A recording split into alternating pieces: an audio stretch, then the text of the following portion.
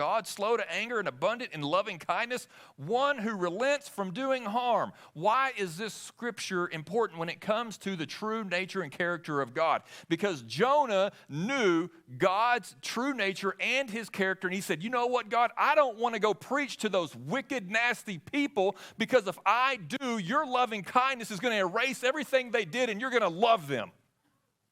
And I don't want that. I want them to be judged.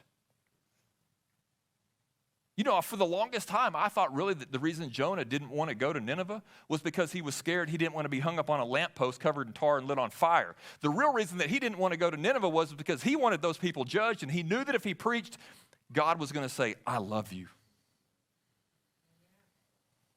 But all throughout this story, there is loving kindness. Jonah didn't want to go, so what did he do? He bought a ticket. He got on a boat, and he's on this boat, and there's this raging storm. We see God's loving kindness right there. The boat could have crashed. It could have crumbled. It could have sank. Did it sink? No. We see God's loving kindness. We see God's loving kindness when the people throw him over the boat and he's floundering in the ocean. He could have drowned. Did he drown? No. God saved him. God loved him in his rebellion.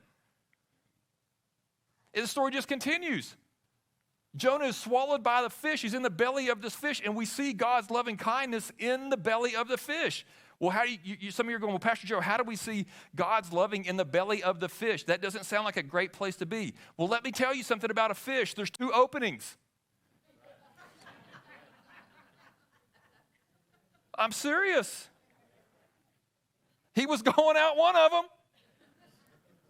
And because of God's loving kindness, he came out the mouth and not the other end. Come on, lighten up with me, Encounter Church.